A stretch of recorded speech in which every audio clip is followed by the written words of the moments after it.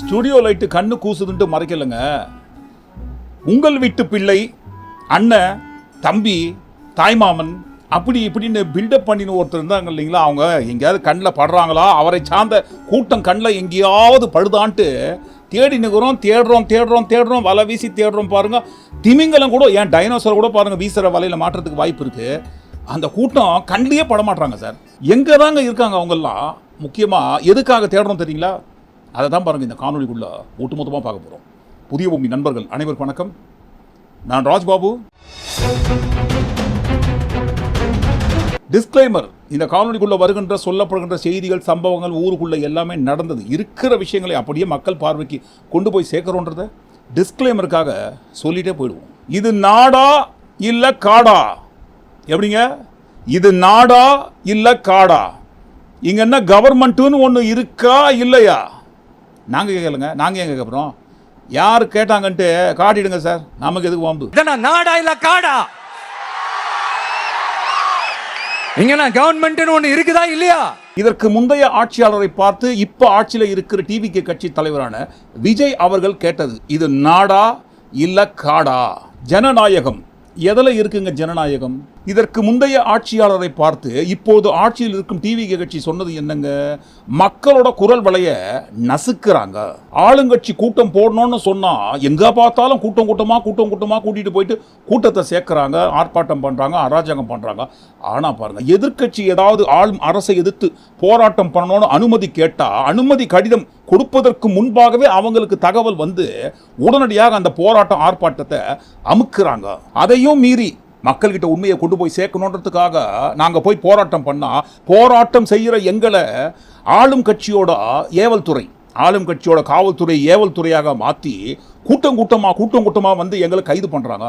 அதாவது பாருங்கள், ஆர்ப்பாட்டம் நடத்த வந்த எங்கள் கூட்டத்தை விட எங்களை கைது பண்ண வந்த போலீஸ் கூட்டம் தான் அதிகப்படியான கூட்டம். அந்த மாதிரி எங்கள் தொண்டர்களை அனைவரையும் கைது செய்து கொண்டு போகிறாங்களே. ஐயோன்னு கத்துனீங்களே. இப்போ நீங்கள் செய்யறதுக்கு பேர் இருந்தாங்க. ஆளும் கட்சியில் சிட்டிங் மினிஸ்டராக இருக்கிற கில்லி சரத் என்கின்ற ஒரு அமைச்சர், அந்த அமைச்சர் மீது ஒரு மிகப்பெரிய குற்றச்சாட்டு வருகிறது. ஓப்பன் ஸ்பேஸில் அவர் போதை மருந்தை யூஸ் பண்ணதை போல ஒரு வீடியோ வந்துருக்குன்ட்டு இல்லைன்னு நிரூபிக்க வேண்டிய கடமை உங்ககிட்ட தானே இருக்கு. சீப்பாக கேவலமான ஒரு அரசியல், குழந்தைகளை வச்சு வீடியோ போட்டு அவர் நல்லவர் உத்தமர்னு நிரூபிக்கிறதுக்கு அவ்வளோ கஷ்டப்படுறதை விட இல்லைன்னு நிரூபிச்சிருங்க.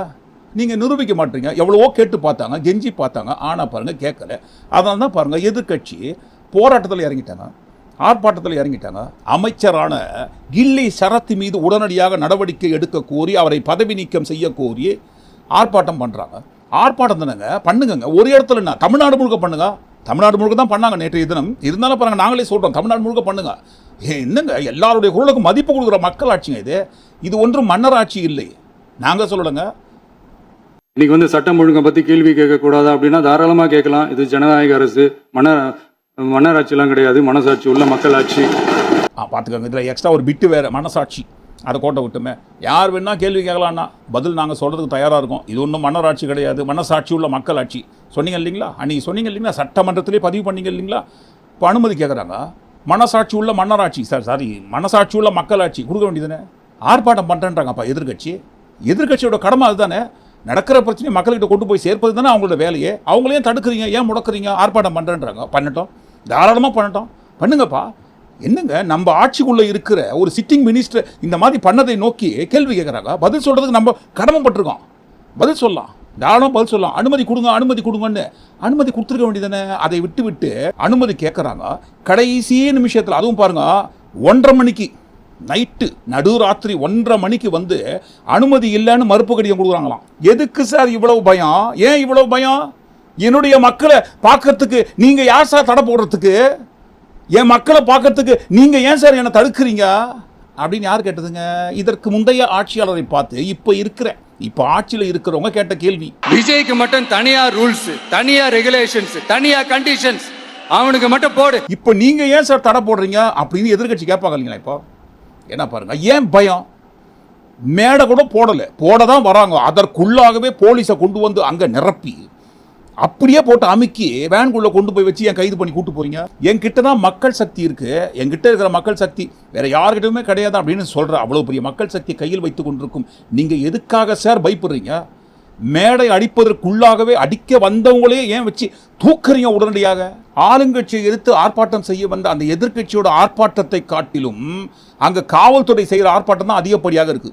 அங்க பாருங்க, இப்போ ஆர்ப்பாட்டம் பண்ண வந்துட்டாங்க, இல்லைங்க நாங்கள் கைது பண்ணி கூட்டிகிட்டு போகிறோம்னு சொன்னால் முறையாக கூட்டிகிட்டு போங்க.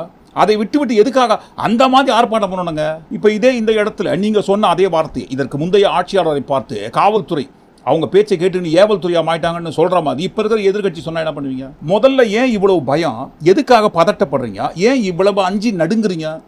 ஒரு சிட்டிங் மினிஸ்டர் மேலே அலிகேஷன் வருவதற்கு அவரே தான் காரணமாக இருந்தார். அந்த அலிகேஷன் அடிப்படையில் பார்த்துக்கங்கப்பா, நாங்கள் சுத்தமானவங்க, தூய்மையானவங்க, நாங்கள் காமராஜரை விட மேலானவர்கள் பாருங்க, நாங்கள் ஒரு பிரச்சனைன்னு வந்தவொடனே டெஸ்ட் எடுத்து நிரூபிச்சிட்டோம் அவர் அந்த மாதிரி பழக்கம் கொண்டவர் கிடையாதுன்ட்டு சட்டப்படி நிரூபிச்சிருங்க. அதை விட்டு எதுக்காக இவ்வளவு டிராமா? ஆளும் கட்சியை நோக்கி வருகின்ற அம்பை அடுத்தவங்க பக்கம் திருப்பத்துக்காக எவ்வளவு மடைமாற்றம் ஒரே நாளில் மடைமாற்றம் செய்யறது கூட இருக்கட்டும். இந்த ஜனநாயகம் எதிர்கட்சியோட குரலை நசுக்கிறாங்க, மக்கள் குரலுக்கு மதிப்பு கொடுக்க மாட்டாங்கன்னு பாருங்க. இதற்கு முன்பாக அந்த மாதிரி பண்ணலை. ஏன் தெரியுங்களா? இதற்கு முந்தைய ஆளும் அரசை எதிர்த்து எவ்வளவு ஆர்ப்பாட்டம் பண்ணியிருப்பீங்க. டிவி கட்சி சேர்ந்தவங்க எல்லாத்துக்கும் அனுமதி கொடுக்கப்பட்டிருக்கு, இல்லைன்னு சொல்ல முடியாது. அஜித்குமார் லாக்அப் டெத்தை எதிர்த்து ஆர்ப்பாட்டம் பண்ணாங்க இல்லைங்களா? விஜய் அவர்கள் தானே தலைமை தாங்கி கலந்து கொண்டார். அந்த ஆர்ப்பாட்ட கூட்டத்தில் தானே என்னென்ன பேசியிருப்பார், எவ்வளவு அவதூற பரப்பியிருப்பாரு. அப்புறம் நீங்க எதுக்குங்க சார்? உங்க ஆட்சி எதுக்குங்க சார்? நீங்க உட்கார்ந்து இருக்கிற அந்த சிஎம் பதவி எதுக்குங்க சார்? பாதிக்கப்பட்ட குடும்பத்துக்கிட்ட அன்றைய முதல்வராக இருந்த மு.க. ஸ்டாலின் அவர்கள் சாரிமான்னு கேட்ட வார்த்தையை கூட அரசியல் பண்ணீங்கல்ல. நடக்க கூடாதது நடந்துருச்சுமா, சாரிமா, அவ்வளவுதானே. இந்த வெற்று விளம்பர மாடல் திமுக சர்க்கார் இப்ப சாரிமா மாடல் சர்க்காரா மாறிடுச்சு. அன்றைய முதல்வராவது சாரின்னு கேட்டாரு. ஒருவேளை பாருங்க, சாரி இன்னைக்கு கேட்கணும்னு சொன்னா அந்த சாரி கேட்பதற்கே ஒரு பெரிய டைம் ஒதுக்க வேண்டிய சூழ்நிலை உருவாகிவிடும். ஏனென்றால் விரல் விட்டு எண்ண முடியாத அளவுக்கு தினந்தோறும் அரங்கேறி கொண்டிருக்கும் எக்கச்சக்கமான சட்டம் ஒழுங்கு பிரச்சனை. முக்கியமா பாருங்க, பெண்களுக்கு எதிராக நடத்தப்படும் பாலியல் வன்கொடுமைகள், அது குறித்து நம்ம அடுத்து பார்க்கலாம். இப்போ எதிர்கட்சிகளின் குரலுக்கு மதிப்பு கொடுக்க மாட்டாங்களே, அனுமதி கொடுக்க மாட்டாங்களே, ஆர்ப்பாட்டம் பண்ணா கூட காவல்துறையை வச்சு ஏவல் துறையாக மாற்றி அமுக்குறாங்களேன்னு சொன்ன இவங்களை தான் பாருங்க.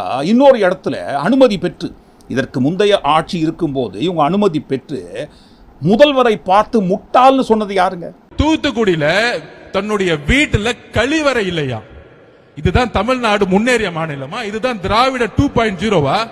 ஒரு கழிவறை இல்லாத ஒரு கிராமத்தை உருவாக்கிய ஒரு முட்டாள் முதலமைச்சர், ஒரு முட்டாள் முதலமைச்சர்.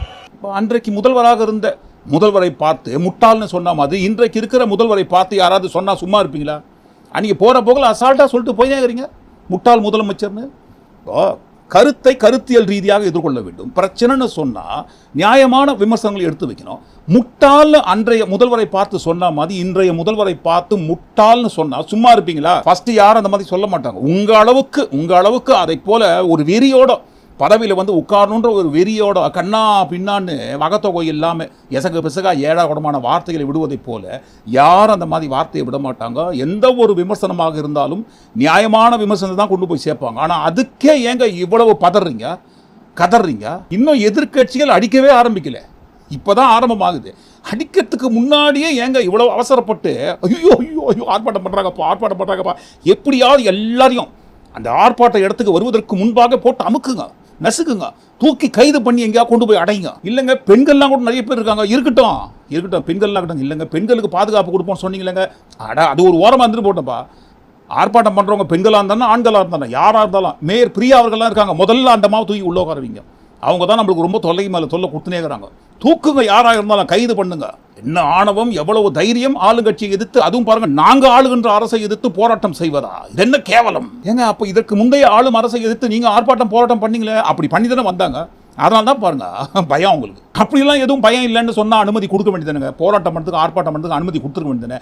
எதுக்காக அனுமதி கொடுக்குறோம் சொல்லிட்டு கடைசியில் அதுவும் பாருங்க நடு ராத்திரி 1:30 மணிக்கு வீட்டு கதவை தட்டி என்னங்க போராட்டத்துக்கு அனுமதியா? இல்லைங்க உங்களுக்கு போராட்டத்துக்கு அனுமதி கொடுக்க மாட்டோம்னு சொல்றதுக்காக கதவை தட்டினா சாரி. ஏன் இப்படி? ஏன் இந்த மாதிரி? அப்போ இது பயம் தானே, நடுக்கம் தானே, பதட்டம் தானே. இவ்வளவு பதபதைப்போட இவ்வளவு எக்ஸ்பிரஸ் ட்ரெயின் வேகத்தை விட அவ்வளவு வேகமாக வந்து இறங்கி நடவடிக்கை எடுக்கிற இந்த நடவடிக்கையெல்லாம் எங்கே தெரியுமா காட்டணும்? பெண்களுக்கு எதிராக பாலியல் வன்கொடுமைகள் நடக்குது இல்லைங்களா, அங்கே காட்டணும். இதையும் நாங்கள் சொல்லலைங்க, இதற்கு முந்தைய ஆட்சியாளரை பார்த்து இப்போ ஆட்சியில் இருக்கிற டிவிகே கட்சி தலைவர் சொன்னது, எதிர்கட்சியை முடக்கிற வேலையில் கொஞ்சமாவது நாட்டு மக்கள் மீது அக்கறை காட்டியிருந்தா நடக்கிற குற்றங்கள் குறைஞ்சிருக்கும், பெண்களாவது பாதுகாப்பாக இருந்திருப்பாங்கன்ட்டு இதுக்கு முன்னாடி டிவி கட்சி தலைவர் சொன்னது. கண்ணாடியை பார்த்து இப்போ நீங்கள் கேட்கணும் இல்லைங்களா? இதே மாதிரி இந்த பரபரப்பு, இந்த எக்ஸ்பிரஸ் வேகத்தை குற்றவாளிகளை கைது பண்ணுறதில் இருக்கணுங்க, குற்றம் நடப்பதை தடுக்கிறதில் காட்டணுங்க. இதற்கு முன்பாக பெண்களுக்கு எதிராக ஒரு பாலியல் வன்கொடுமை நடந்தால் அதை எந்த அளவுக்கு பூதாகரமாக்கி என்னமோ அரசாங்கம் தான் சொல்லி கொடுத்து ஆள் வச்சு பண்ண சொன்ன மாதிரியும் அப்படி செய்கின்ற குற்றவாளிகளுக்கு பாதுகாப்பாக அரசாங்கமே நிற்பதை போல எல்லா பழியையும் தூக்கி அரசு மேலே போட்டு அரசாங்கத்தோட மெத்தனை போக்கினால்தான் இதை போன்ற குற்றங்கள் பெண்களுக்கு எதிராக நடக்குதுன்னு சொல்லி அந்த உசுரெல்லாம் நீங்க திருப்பி கொடுக்க முடியுமா சார்? ஒரு பொண்ணு டாய்லெட் வசதி சரியா இல்லாம ஒரு அவசரத்துக்கு காட்டு பக்கம் போய் ஒதுங்கினாங்களே, என்ன ஆச்சு? இந்த உலகத்தை விட்டே போயிட்டாங்க. அதுக்கு என்ன பதில் சொல்ல போறீங்க? இந்த பிள்ளைங்களை உங்களால திருப்பி கொடுக்க முடியுமா சார்? இந்த நிலை மாற வேண்டும் என்று சொன்னால், இதெல்லாம் ஒட்டுமொத்தமாக ஒழிய வேண்டும் என்று சொன்னால், பாதுகாப்பாக நீங்கள் இருக்க வேண்டுமானால் இப்போ இருக்கிற ஆளும் அரசை வீட்டுக்கு அனுப்பிட்டு எங்களுக்கு ஓட்டு போட்டு எங்களை ஆட்சியில் உட்கார வைங்கன்னு சொன்னது யாரு? அந்த மக்கள் விரோத ஆட்சியை அகற்றிட்டு அந்த இடத்தில் தமிழக வெற்றி கழகத்தை ஆட்சி பீடத்தில் அமைக்கணும். பெண்களுக்கும் பெண் குழந்தைகளுக்கும் பாதுகாப்பு கொடுப்பதுதான் நம்ம ஆட்சியோட ஃபர்ஸ்ட் ப்ரிஃபரன்ஸே. ஒரு அண்ணனா, தம்பியா, உங்க வீட்டு பிள்ளையா, பேரனா என்னென்னமோ பில்டப் பண்ண நம்ம சாரும் சரி, அந்த சாரோட கட்சிக்குள்ள இருக்கிற முக்கியமா பாருங்க பெண்கள், பெண் அடிமைத்தனம் பண்ற இந்த ஆட்சி உங்களுக்கு தேவையா? மக்களே எங்களுக்கு ஓட்டு போட்டு ஒரே ஒரு முறை எங்களை ஆட்சியில் உட்கார வைங்க, பெண்ணுன்னா யாருன்னு காட்டுறோம் அப்படின்னு சொன்னது யாருங்க? அப்படி பெண்ணடிமை பண்ற ஒரு ஆட்சி தேவையா? என்னைய ஒரு முறை கூட பேச விடல. அத்தனை கட்சி கொண்டாடணும், விரட்டி அனுப்பினாங்க. மக்களே, பெண்களே, உங்ககிட்ட தயவு செஞ்சு கேட்டுக்கிறேன், பெண்ணடிமை பண்ற ஒரு அரசாங்கம் உங்களுக்கு தேவையா யோசிச்சுக்கோங்க. இந்த பெண்மணி ஜெயிக்கணும்னா இன்னைக்கு நான் சொல்றேன், ரிசல்ட்ல ஜெயிக்கணும். அவங்களுக்கு இந்த பெண்ணுனா யாரு? தமிழ்நாட்டோட இன்னொரு ஸ்மிருதி இரானி. இதற்கு முன்பாக கேஸ் விலையெல்லாம் ஏற்றி காங்கிரஸ் ஆட்சி அநியாயம் அக்கிரமம் பண்ணுறாங்களே, ஏழைகளை கொடுமை பண்ணுறாங்களேன்னு சிலிண்டரை கொண்டு வந்து நடு ரோட்டில் போராட்டம்லாம் பண்ணாங்க ஸ்மிருதி இரானி தலைமையில். ஆனால் பாருங்கள், ஆட்சிக்கு வந்ததுக்கு அப்புறம் காங்கிரஸ் ஆட்சியில் இருந்த கேஸ் சிலிண்டர் விலையை விட டபுள் ட்ரிபிள் மடங்கு ஏற்றி இன்றைக்கு மக்கள் தலையில் அவ்வளோ பெரிய விலைவாசி சுமையை தூக்கி வச்சிருக்காங்க. இன்றைக்கி அந்த அம்மா எங்கே போனாங்கன்னு தெரியல. சிலிண்டரை கொண்டு வந்து நடு ரோட்டில் வச்சு போராட்டம் பண்ண ஸ்மிருதி இரானி அவர்கள் எங்கே போனாங்கன்னு தெரியல. கிட்டத்தட்ட அதே மாதிரி தான் பாருங்கள், தமிழ்நாட்டில் இருக்கிற இன்னொரு ஸ்மிருதி இரானி இவங்க பெண்களுக்கு எதிராக நடக்கிற குற்றங்களுக்கு நான் வந்து பதில் சொல்கிறேன்னு சொன்னாங்க. இப்போ இவங்களாம் எங்கே போனாங்க கேட்டால் மட்டும் ஐயோ ஆளுங்கட்சியை எடுத்து பேசுகிறாங்களே அப்படின்னு கேட்பாங்க. ஏன் இதற்கு முன்பாக இருந்த ஆளுங்கட்சியை எடுத்து நீங்கள் பேசுனீங்க இல்லைங்களா? கேள்வி கேட்டீங்க இல்லைங்களா? பதில் சொன்னாங்க இல்லைங்களா? நீங்கள் பதில் சொல்லுங்கள். அன்றைக்கு பெண் அடிமைத்தனம் பண்ணுற பெண்களுக்கு எதிராக நடக்கிற குற்றங்களை தடுக்க தவறிய ஆட்சியை வீட்டுக்கு அனுப்பணும், எங்களுக்கு ஓட்டு போடுங்க, பெண் என்றால் யாருன்னு காட்டுறேன்னு அவ்வளவு பொங்கல் அந்த பெண்கள்லாம் எங்கெங்கே போனாங்க? தினம்தோறும் பெண்களுக்கு எதிராக நடக்கிற பாலியல் வன்கொடுமைகளை குறித்து பேசத்துக்கு ஒருத்தர் கூட இல்லையா? எதை கேட்டாலும் இதற்கு முந்தைய ஆட்சியில் தமிழ்நாடு முழுக்க பரவி வைத்த போதை கலாச்சாரம், அந்த போதை கலாச்சாரம் தான் இந்த குற்றங்கள்லாம் நடைபெறுவதற்கு காரணம்னு ஈஸியா சொல்லிட்டு போயிட்டீங்க. இதுக்கு முன்னாடி என்ன சொன்னீங்க? நீங்க ஒழுங்கா ஆட்சி நடத்திருந்தீங்கன்னா பெண்கள் பாதுகாப்பு ஒழுங்கா இருந்திருக்கும், சட்டம் ஒழுங்கு சரியா இருந்திருக்கும். சார் தான் சொல்லிக்காரு, ஏஐ வீடியோ எதுவும் கிடையாது. அப்போ அன்றைக்கு அவங்க தான் காரணம்னா இன்றைக்கு நீங்க தானே காரணம். நீங்க தானே சட்டம் ஒழுங்கு கையில் வச்சிருக்கீங்க, நீங்க தானே பெண்களுக்கு பாதுகாப்பு கொடுக்கணும். அதுக்கு மட்டும் பாருங்க ஆட்சியாளர். இப்போ அந்த ஆட்சி பண்ற இடத்துக்கு இவங்க வந்த உடனே இதுக்கும் லா அண்ட் ஆர்டர் பிரச்சனைக்கும் காரணமே கிடையாது, சம்பந்தமே கிடையாது, தனி மனித ஒழுக்கம் வந்துடும். இந்த பெண் குழந்தைகளுக்கான இந்த பாதுகாப்பு இது வெறும் சட்டம் ஒழுங்கு சம்பந்தப்பட்டது மட்டும்தானா அப்படின்னு கேட்டீங்கன்னா இல்ல, இது சமூக ஒழுங்கும் சம்பந்தப்பட்டிருக்கு. சமூக ஒழுங்குல தனி மனித ஒழுங்கும் சம்பந்தப்பட்டிருக்கு. தனி மனிதன் ஒழுங்கா இருந்தாலும் அந்த சமூகம் தன்னால மாறும். சிங்கப்பெண் சிறப்பு அதிரடிப்படை, இந்த சிங்கப்பெண் சிறப்பு அதிரடிப்படைக்கு கோடி கணக்கில் பட்ஜெட் எல்லாம் ஒதுக்கி அதற்கென்று பிரத்யேகமான ஒரு பாதுகாப்பு ஏற்பாடு பண்ணிக்கணும்னு சொன்னாங்க இல்லைங்களா? எங்கே போனாங்க சார் இந்த சிங்கப்பெண் சிறப்பு அதிரடிப்படையெல்லாம்? ஏன்னா அவர்களுக்கென்று இருக்கிற கடமை, அவங்களோட ஒர்க்கு என்னன்ட்டு இது வரைக்கும் யாருக்குமே தெளிவாக சொல்லலை. ஆனால் போகிற எல்லா இடத்துலையும் சிங்கப்பெண் சிறப்பு அதிரடிப்படையை கொண்டு வந்துட்டோம். பெண்கள் பாதுகாப்புக்காக சிங்கப்பெண் சிறப்பு படை, பெண்கள் பாதுகாப்பான அந்த சிங்கப்பெண் காவல் படை, இந்த சிங்கப்பெண் படை செயல்படுங்கிறத மீண்டும் வலியுறுத்தி சொல்ல விரும்புறேன். பெண்களுக்கு எதிரான குற்றங்கள் நடக்கிறதுக்கு முன்னாடியே அதை தடுக்கிற காவல் நடவடிக்கையில இந்த படை முக்கிய பங்கு வகிக்கும். இந்த சிங்கப்பெண் சிறப்பு அதிரடிப்படையை கொண்டு வந்த பிறகு எந்த ஒரு குற்றங்கள் நடக்காதுங்க, அவங்க ரவுண்ட்ஸ்லயே இருப்பாங்க இல்லைங்களா? சிங்கப்பெண் சிறப்பு அதிரடிப்படையை கொண்டு வந்ததற்கு பிறகு கடந்த 3-4 நாட்களில் பெண்களுக்கு எதிராக எவ்வளவு குற்றங்கள் நடந்திருக்குங்க. அப்படி நடக்கிற குற்றங்கள் எவ்வளவு ஃபிளாஷ் நியூஸ் ஆயிருக்குங்க. மக்கள் பார்வைக்கு மீடியா கொண்டு போய் சேர்த்துருக்காங்க. சாதாரணமாக கடந்து போறாங்க. என்னப்பா என்ன அது இல்லைங்க, கோவையில் வந்து ஆடையின்றி ஒரு பெண்ணுடைய உடல் கண்டெடுக்கப்பட்டிருக்கு, அவ்வளவுதானே. என்னங்க ட்ரெஸ் இல்லாமல் ஒரு லேடியோட பாடி கிடச்சிருக்கு, கிடைக்கட்டுமேங்க. என்ன இப்போ கிடச்சிச்சு இல்லைங்களா? கிடச்சிச்சிங்க, எடுத்துன்னு போங்க அவ்வளவுதானே. சாதாரண நியூஸு, சின்ன நியூஸு, கடந்து போங்கன்னு சர்வசாதாரணமாக கடந்து போகிறாங்க. வட மாநிலங்கள் தான் இதே போல் அக்கர்மானியாக நடந்துட்டு இருக்கும். ஆடையின்றி ஒரு பெண்ணுடைய உடல் அங்கே கிடைக்கிறதுல சர்வசாதாரணமாக இருந்தது. ஆனால் பாருங்கள், இப்போ நம்ம வாழ்ந்து கொண்டிருக்கும் தமிழ்நாட்டில் வட மாநிலங்களை குறித்த செய்தியை எடுத்து போட போய் இப்போ தமிழ்நாட்டை குறித்து அசால்ட்டாக எடுத்து போடுறோம். இதெல்லாம் நாடா இல்ல காடா? இங்க கவர்மெண்ட் ஒண்ணு இருக்குதா இல்லையா? கன்னியாகுமரி மாவட்டம் ஒரு பெண்ணுக்கு பாலியல் தொல்லை கொடுக்குறாரு. யாருங்க? டிவிகே கட்சியை சேர்ந்த நிர்வாகி புகார் கொடுத்தாங்களாம். ஆனா பாருங்க, அந்த புகாரின் பேரில் எந்த ஒரு நடவடிக்கை எடுக்கலீங்களாம். இதெல்லாம் நாடா இல்ல காடா? கள்ளக்குறிச்சியில் ஒரு பள்ளியில் 12ஆம் வகுப்பு படிக்கும் மாணவிக்கு அந்த பள்ளி ஆசிரியரே பாலியல் தொல்லை கொடுத்த கொடூரம். இங்க கவர்மெண்ட் ஒண்ணு இருக்குதா இல்லையா? ஸ்ரீவில்லிபுத்தூர் 17 வயது சிறுமியை காதலிக்க சொல்லி மிரட்டியிருக்காரு, தொல்லை கொடுத்திருக்காரு, ஃபாலோ பண்ணியிருக்காரு. யாருங்க? டிவிகே கட்சியை சேர்ந்த பேரூராட்சி இணை செயலாளர் ஜோசப் என்பவர். டப்பிங் படம் ஒன்று வந்திருக்கும், தெலுங்கு டப்பிங், ஓம்னு ஒரு படம். அந்த படத்தில் வர ஹீரோ நினப்பு போகுது அவருக்கு. I love you, you must love me. இதே மாதிரி தான் பாருங்க அந்த டைட்டிலோட கேப்ஷன் போட்டிருப்பாங்க. அதை ஃபாலோ பண்ணி 17 வயது சிறுமிக்கு தொல்லை கொடுத்துருக்காருங்க. நான் லவ் பண்ணுறேன், நீயும் என்ன லவ் பண்ணோன்ட்டு. கேளுங்க, சிங்கப்பெண் சிறப்பு அதிரடிப்படை கொண்டு வந்துட்டோங்க. எதை கேட்டாலும் இதான் சொல்கிறாங்க. சிங்கப்பெண் சிறப்பு அதிரடிப்படை கொண்டு வந்தாச்சு, இனிமேல் இந்த மாதிரிலாம் நடக்காதுன்ட்டு. இப்போ ஏன் நடக்குதுங்க? 1-2 கிடையாதுங்க, இன்னும் தொடர்ந்து வந்துனே இருக்குது. இப்போ ஏன் நடக்குது? அதுவும் பாருங்க, ஆளுங்கட்சி டிவிகே கட்சிக்குள்ள இருக்கிற நிர்வாகிகளே இப்படி பண்றாங்க. இங்க கவர்மெண்ட் ஒண்ணு இருக்குதா இல்லையா? மௌலிவாக்கம் 17 வயது சிறுமி போதையில் நண்பர்கள் அனைவரும் சேர்ந்து கூட்டு பாலியல் வன்கொடுமை செஞ்சிருக்காங்க. இதெல்லாம் நாடா இல்ல காடா?